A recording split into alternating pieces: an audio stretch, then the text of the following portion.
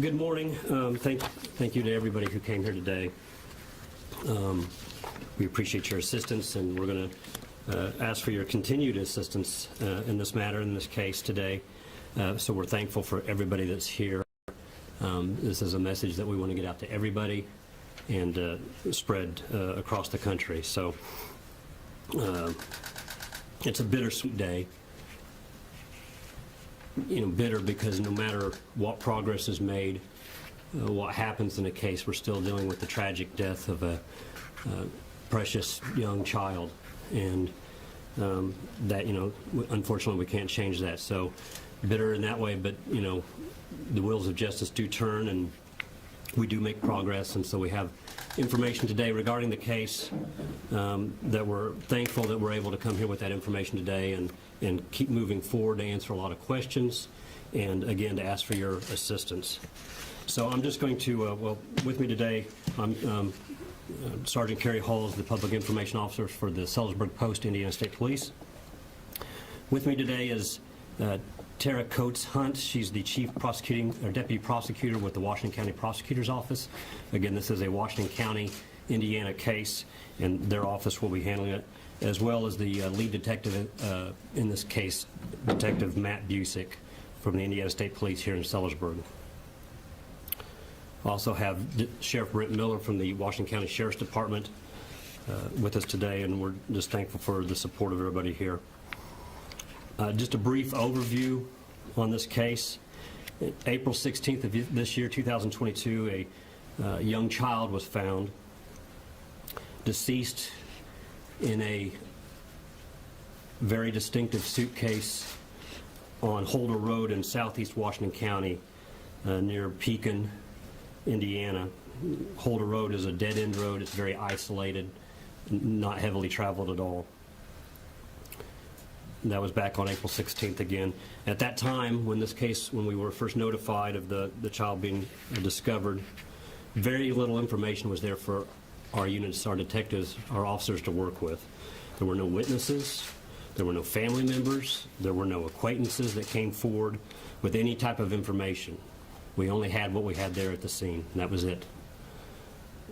We had worked almost instantaneously with the National Center for Missing and Exploited Children, and any leads from that also proved unsuccessful. No matches to any child that was listed as missing. We had thousands of tips. We did have a dedicated tip line that's still open. Thousands of tips have come in over the past months. Again, this has been approximately 6 months since April 16th on that tragic morning or evening. Thousands of tips came in. Unfortunately, none of those tips were associated with this case. But we are very grateful for those tips that came in. We're grateful for the public's interest in this case, obviously wanting justice for this young boy. Again, at the time we advised that it was a approximately 5-year-old black male child who was found in that suitcase with no apparent signs of trauma. But we are thankful for all those tips that came in, and we do want the public's help, obviously, and we're thankful for their attention to this case. An autopsy was performed shortly after that, and again, there was no signs of physical trauma that we could detect. The autopsy also did not detect any signs of physical trauma that was readily available or seen. The autopsy listed the cause of death as electrolyte imbalance that caused a viral gastronitis. Again, I'm not a doctor, so I can't explain all that, but that was the cause of death listed on the autopsy. Also, at that time, toxicology reports did not reveal anything. There was nothing in the toxicology reports that would lead us to a cause of death. From the onset, detectives and crime scene technicians and Indiana State Police laboratory personnel utilized physical evidence in hopes of discovering, determining, and locating a suspect in this case. I want to emphasize that no crime scene evidence technologies were spared in this case, in this investigation by the Indiana State Police, including those available only through federal and outside agencies. So we utilized everything we could. Anything that was a possibility was looked into, and the department was 100% behind it. Any type of funding or anything like that was needed, there was nothing spared in this case. As a result of physical evidence and the investigation itself, our detectives were able to identify 2 suspects in this case, and detectives were also able to identify the deceased child. On October 14th, based on information in this investigation, the Washington County Circuit Court issued 2 felony warrants, arrest warrants, one for Dawn Elaine Coleman, 40, of Shreveport, Louisiana. Another for Dewan, and I'm not sure about the pronunciation on this, Ludi Anderson. Dewan Ludi Anderson, 37, of Atlanta, Georgia, who is the mother of the deceased child. Those felony warrants were for neglect of a defendant resulting in death, a level 1 felony, as well as obstruction of justice, a level 6 felony. As a result of the information gathered in this investigation, Detective Matt Busick, who is the lead investigator, and Detective Chris Tucker, also from the Indiana State Police Post here in Sellersburg, traveled to California. On October 19th, so just a few days ago, Detective Busick located and arrested Dawn Coleman with the assistance of the San Francisco PD. This investigation is ongoing and continuing. As a result of information that's still being worked on in this investigation, the 2 also traveled to Los Angeles, the Los Angeles metro area after arresting Dawn Coleman. They were unable to locate, unsuccessful in locating Dewan Anderson, but they believed she could possibly be. Again, the investigation continues, and as a result of information that's gathered on Tuesday, October 25th, the Washington County Circuit Court issued an arrest warrant for murder for the mother, Dewan Anderson. Again, units were unsuccessful in locating Dewan Anderson in the Los Angeles metro area, if I did not make that clear. On Tuesday, that arrest warrant was issued for murder for Dewan Anderson. Dewan Anderson is currently at large. Again, she is the mother of the deceased. She's described as a black female, approximately 5'5", around 135 pounds. In her last known photo, which I have here courtesy of the Louisville Metro Corrections Department, she had dark brown hair at that time, short, dark, very dark brown hair. Again, this is the last known official photo that we have of her. We're going to attempt to get better photos. We believe we can get another better photo. Again, she's from Georgia, and we're going to attempt to get a better photograph of her for you.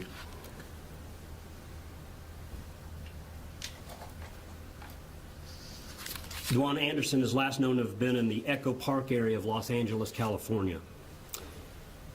But since this investigation began, she's traveled to several locations west, including Houston, Las Vegas, Los Angeles, San Diego, and San Francisco.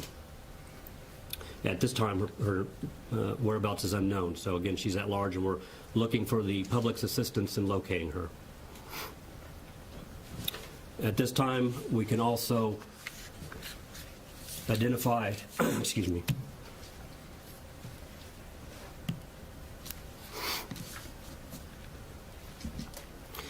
identify the young man that was found in the suitcase.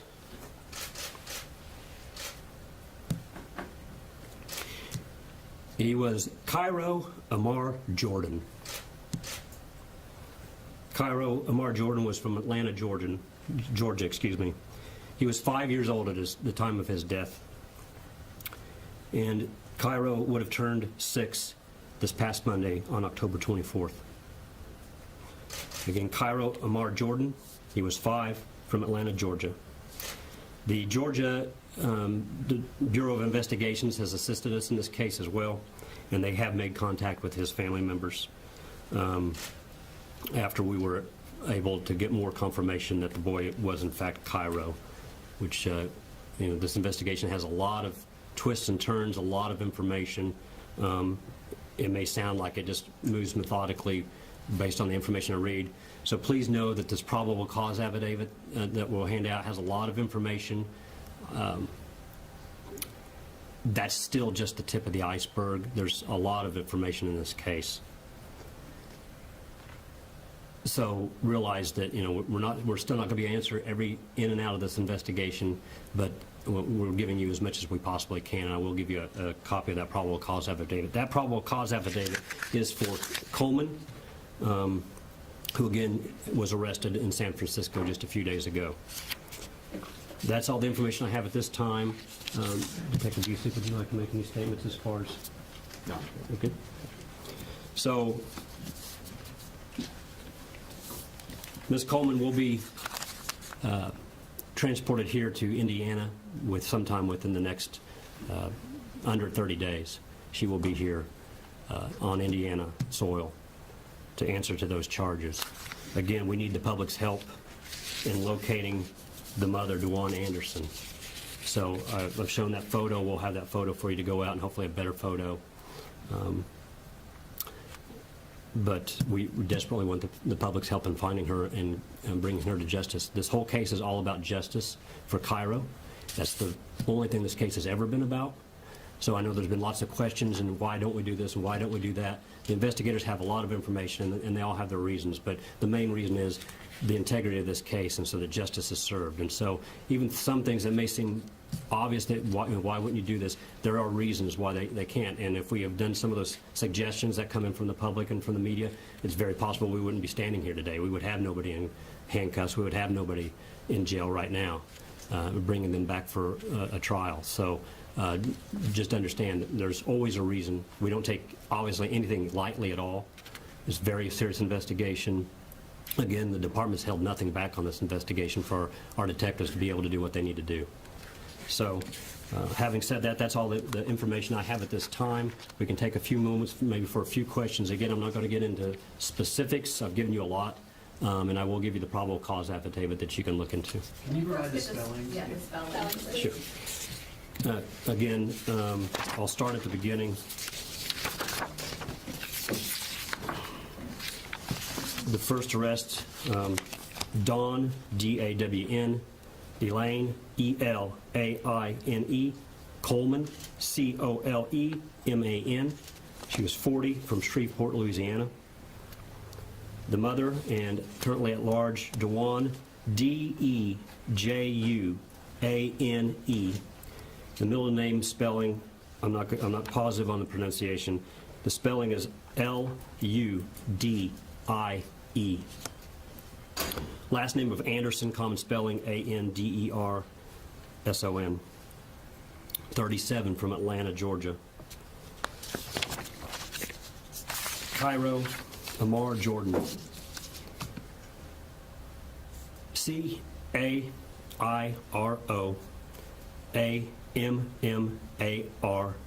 Jordan, J-O-R-D-A-N. And he is also from Atlanta, Georgia. What's Don's relation? Excuse me? What is Don Coleman's relation to anyone? We can't get into that right now, as far as I don't have all the specifics that we're going to get into, but not related physically that I know of, the information that I have. Do they have any ties to this area at all? Was she in Metro Corrections? Is that She was, that photo was provided by Louisville Metro Corrections. She was arrested by LMPD a few weeks prior to this case beginning. So my knowledge is they were only here temporarily. I'm sure you guys will do your due diligence and look into the background. What And was she charged with? Do you know? I don't have that information specifically in front of me. I believe it was some type of a theft charge, but I can't say that for sure. Have you spoken with Cairo's father? The Georgia, yes, detectives from this agency have spoken with the family members, and we also were assisted by the Georgia Bureau of Investigations. When you arrested Dawn, what did she say about what happened? Well, we don't get into any comments about that are made, any statements, any witness statements or suspect statements. But she was arrested. She was, interviewed as part of this investigation. Or what were they doing in Washington County? Do you want to answer that? Do you want any issues with me just giving general background on that? Yeah, they weren't from this area. They were passing through. Again, when you guys do your due diligence, and investigating backgrounds, you'll probably come up with some accurate conclusions as to why they may have been in this area. That would have been about the time of the, if I correct me, that would have been somewhere around the time of the Kentucky Derby in the springtime, but I'm not positive on that. Do you know if she had any other children? I do not have any information on other siblings or family members or any children for her. So for the two charges, the obstruction of justice and the neglect of dependent resulting in death, if convicted, what's the maximum sentence? Can you speak to that, or would you like to speak to that at all? They're both felonies. You know, one is a level 1 felony, the other is a level 6 felony. So a level 1 felony is basically, you know, it's the most serious other than murder, which is just listed as a felony. A level 1 felony is the most severe felony. So it's, you know, I don't have the specifics right now as the maximum they could be sentenced to. Have they offered any kind of suggestion or why they left the child in a suitcase and on a dead-end road? Again, lots of information, and some information is in the probable cause affidavit. We're not going to speak to that this morning. Again, it is an ongoing investigation. We're still looking for one, but there's a lot of information that you will have access to in the probable cause affidavit. So we don't speak as an agency. It's our rule not to speak towards any statements or any motives. We don't speak to any of that. Are both of the charges for both of the individuals the first? The first two charges I listed, neglect and obstruction of justice, those charges stand for both. We have a murder warrant listed for DeJuan Anderson, the mother. Can you address at all why this has become a murder case? Again, just information that's gathered. You know, the detectives have gone through a lot of information, tons of interviews. You know, in the last few days, lots of information to come over and specialists to work with. So, you know, as a whole, the information that they have makes our department and the prosecutor's office confident in a murder charge, and that's why that warrant's out there. Again, we have probable cause for that murder warrant. So the PC affidavit, again, has lots of information listed. You won't have the PC affidavit for Anderson because she is not in custody. That is not a public document. But the other PC affidavit has lots of information. Again, that's just kind of the tip of the iceberg. We don't put everything, a whole case, into a PC affidavit, just what's needed to establish probable cause. Speak Was about there the- any information that Cairo could have been in danger, or that authorities had been called on his mother before for his safety or anything like that? I don't, at this time, have that information, but I don't have information that's saying that that's the case. Or was he enrolled in school? I don't have that information at this time. Speak about just the importance of getting the public's help. Obviously, Right. You all relied on tips from day one. Right. And just in locating, I mean, the suspect, the Right. child's mother. Again, we had the special tip line. We asked for tips. We got thousands of tips. Unfortunately, none of them were successful. To my knowledge, Cairo, or to our knowledge, Cairo was never listed as a missing person. He was not listed as a missing child. Nobody ever reported him missing. So that would have helped, obviously, had that information been in a system someplace. So that's responsible. People who are responsible for his care and well-being have to do that. That's nothing we can control. Because parts of these crimes cross state lines and the investigation obviously cross state lines, why has the state of Indiana and Washington County made a point of adjudicating this here? That's very good question. Long story short, basically, that's where the body was located, and the way the law is written, it can stand at that location. We can assume things. We may have information for different locations, but in the end, the child's body was found deceased at that location. Any idea where the child died specifically? Was it in Georgia? Was it on the West Coast? Again, we can't get into all the specifics of the case, but we can say that he was deceased, you know, when he was located at that location.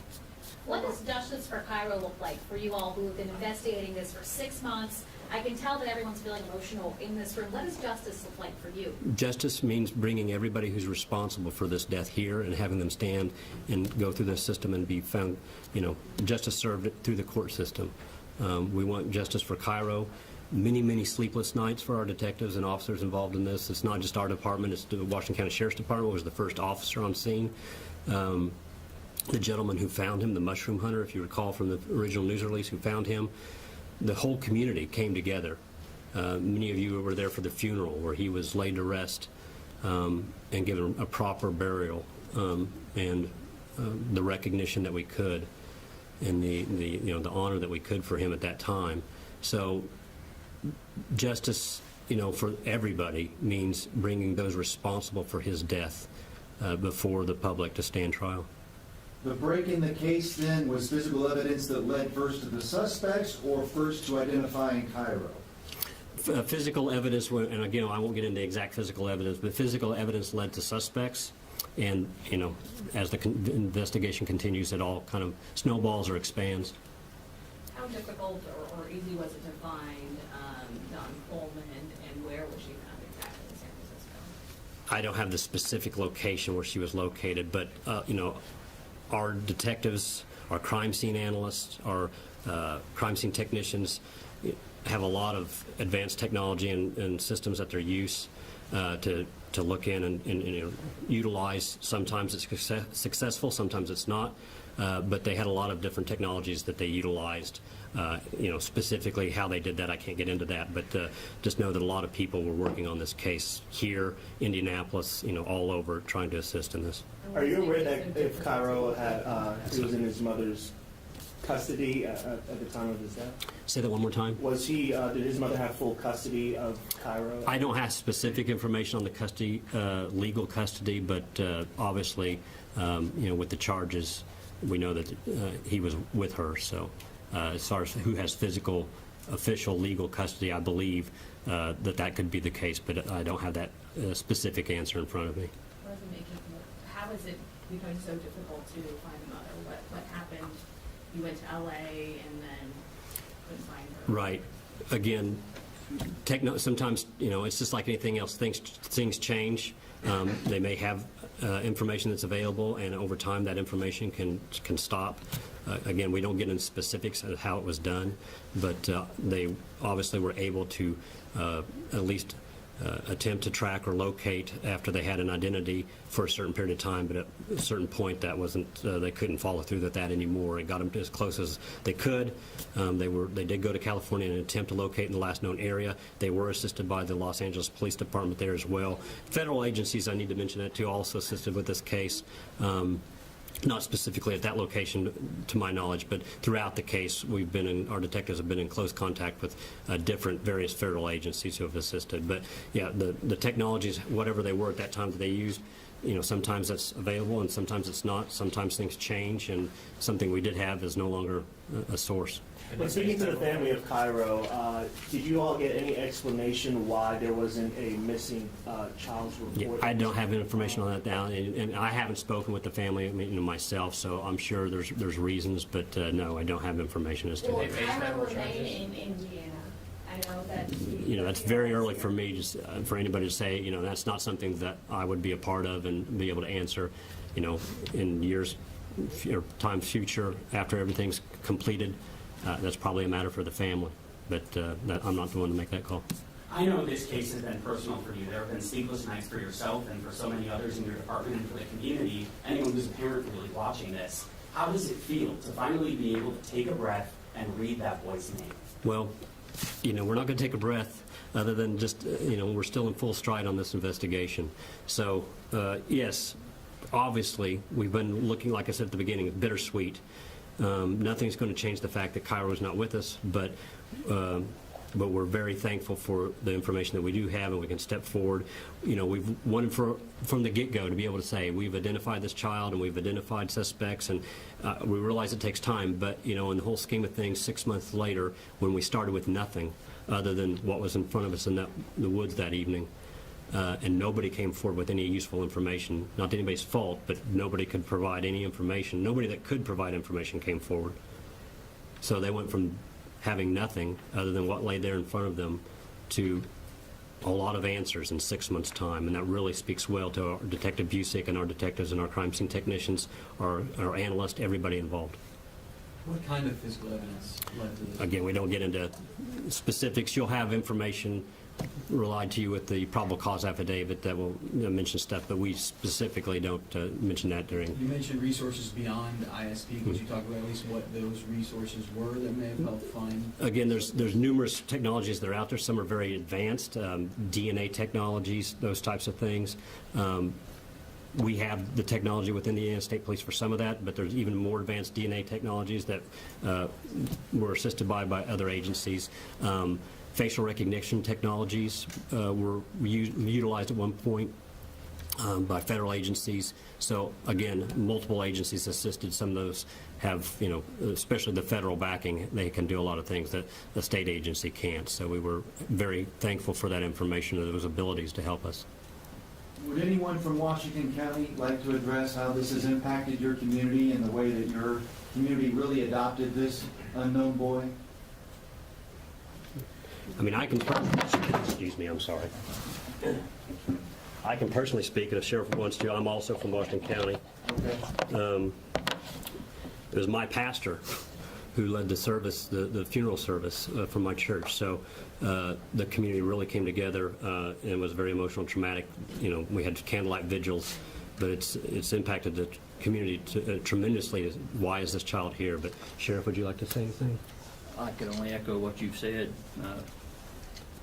Gary, about that and how that's impacted the community and everybody coming together. And we appreciate, all the hours that has been spent by the Indiana State Police and other law enforcement agencies, to identify this child and to identify suspects and to get at least one of those suspects in custody at this time. And hopefully with the help of the community, we'll be able to get the other suspect, in custody in a timely manner so that we can bring them both back here to Indiana to bring some closure to this case. Is Don Coleman being cooperative, would you say, in this investigation? Again, I can't get into statements or anything like that at this time. So again, you'll have information that's listed in the probable cause affidavit that may assist you in some of those questions. But yes, it's very traumatic. Again, I started to say earlier, a lot of sleepless nights, especially by the detectives involved. Detective Busick has spent numerous hours, and not just Detective Busick, but he is the lead investigator and has done an outstanding job. But all the detectives involved and the people involved in this case, so much information to comb over, to read through, to scan, to watch, hours upon hours. And obviously, the people at the scene, the events that they saw unfolded before them that evening. Sheriff Miller's deputy was the first on scene. Very traumatic, event for him. So it's affected the community as a whole very deeply. So I don't have any more specific comments. I think that covers what we want to say here today. So again, once we're done here, I will get the copies of the probable cause affidavit to each of you. But the number one thing at this point is we have a suspect that's at large. We have a murder warrant for DeJuan Anderson, and we need the public's help. No matter where you live, anywhere in the United States, possibly out of the country, we can use help locating her. So for Cairo, help us locate her for Cairo so justice can be served for him. Thank you. I know you did this at the